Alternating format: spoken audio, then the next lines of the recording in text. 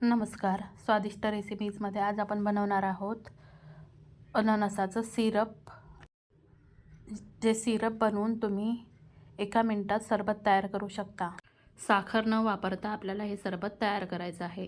चला तर मग यासाठी लागणारं साहित्य आणि कृती बघूया. हा मी एक पूर्ण पिकलेला अननस घेतलेला आहे.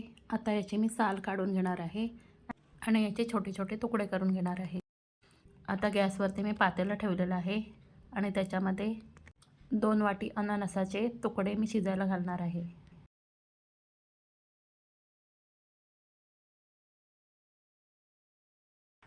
आता याच्यामध्ये आपल्याला अननस शिजण्यासाठी थोडं पाणी घालून घ्यायचं आहे.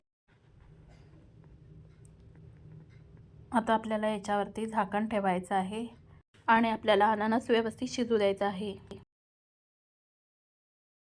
आपण बघूया आपला अननस व्यवस्थित शिजतोय. आपल्याला अजून हा अननस झाकण मारून थोडा वेळ शिजू द्यायचा आहे. आता अननस शिजतोय तोपर्यंत आपण एका बाजूला गुळाचा पाक करायला घेणार आहोत. त्यासाठी ज्या वाटीने मी अननसाचे तुकडे घेतले होते त्याच वाटीने जेवढा अननस घेतला होता तेवढाच गूळ घालून घेणार आहे. त्याच्यामध्ये थोडं पाणी घालून आपल्याला हा गूळ विरघळून घ्यायचा आहे.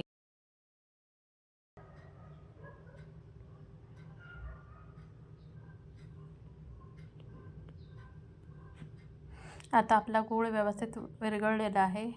आता आपल्याला याचा एकतारी पाक बनवायचा आहे.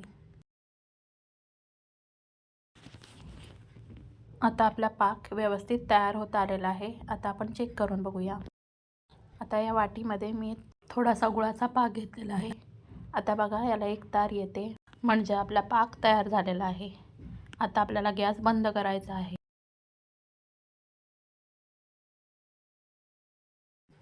आता आपण अननस शिजलाय का ते बघूया.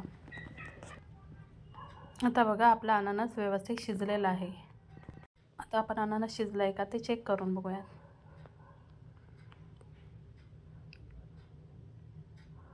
हा बघा आपला अननस आता व्यवस्थित शिजलेला आहे. आता आपल्याला हा अननस थंड होण्यासाठी बाजूला ठेवून द्यायचा आहे. आता आपला अननस व्यवस्थित थंड झालेला आहे.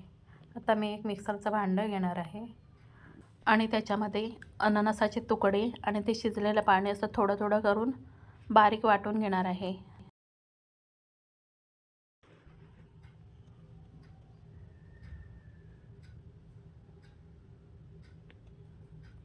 आता मी एक पातेलं घेतलेलं आहे, त्याच्यावरती एक गाळणी घेतलेली आहे. त्याच्यामध्ये आपण हा मिक्सरमध्ये बारीक वाटलेला पल्प काढून घ्यायचा आहे. अशा प्रकारे हे सगळं मी वाटून घेणार आहे. आता आपल्याला हा सगळा अननसाचा पल्प व्यवस्थित गाळून घ्यायचा आहे.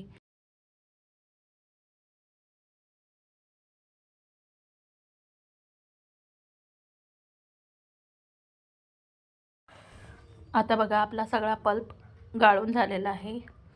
आता मी या पातेल्यावर पुन्हा गाळणी ठेवलेली आहे आणि आता याच्यामधून आपल्याला जो गुळाचा पाक तयार केलेला होता तो गाळून घ्यायचा आहे. म्हणजे याच्यामध्ये जर काही कचरा असेल तर तो आपल्या सिरपमध्ये येणार नाही.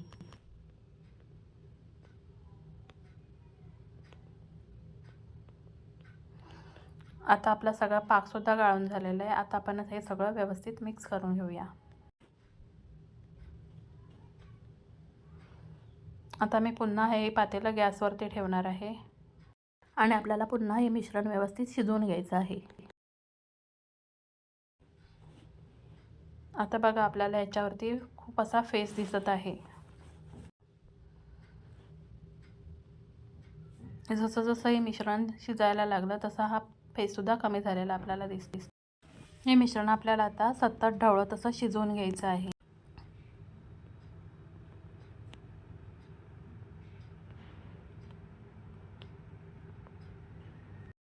आता मी एक लिंबू घेतलेला आहे, त्याचा रससुद्धा मी आता काढून घेणार आहे. आता आपल्याला हे मिश्रण व्यवस्थित उकळून झालेलं आहे. आता याच्यामध्ये आपल्याला एका लिंबाचा रस काढून घेतलेला होता तो घालायचा आहे. हा रससुद्धा मी गाळणीतून गाळून घेतलेला आहे. आता याच्यामध्ये मी 1 चमचा वेलची पावडर घालणार आहे आणि आता आपल्याला हे वेलची पावडरसुद्धा याच्यामध्ये व्यवस्थित मिक्स करून घ्यायची आहे. आणि आता आपल्याला हे मिनिटभर उकळू द्यायचं आहे आणि आपल्याला गॅस बंद करून घ्यायचा आहे. आणि आता आपल्याला हे थंड होण्यासाठी बाजूला ठेवून द्यायचं आहे. आता बघा आपलं हे सिरप व्यवस्थित थंड झालेलं आहे. आता ही मी काचेची बाटली घेतलेली आहे. आता याच्यामध्ये मी हे सिरप भरून ठेवलेलं आहे आणि आता ही बाटली मी फ्रीजमध्ये ठेवून देणार आहे. आता या सिरपपासून सरबत कसं बनवायचं ते आपण बघूया. त्यासाठी आपल्याला लागेल तेवढं सिरप घ्यायचं आहे आणि याच्यामध्ये आपल्याला थंड पाणी घालायचं आहे आणि हे व्यवस्थित मिक्स करून घ्यायचं आहे. याच्यात तुम्ही बर्फाचे तुकडेसुद्धा घालू शकता. आणि अशा प्रकारे आंबट गोड असं हे सरबत तयार झालेलं आहे. तुम्ही एकदा नक्की ट्राय करून बघा. कोणत्याही प्रिझर्वेटिव्हशिवाय हे सिरप महिनाभर फ्रीजमध्ये आरामात टिकतं.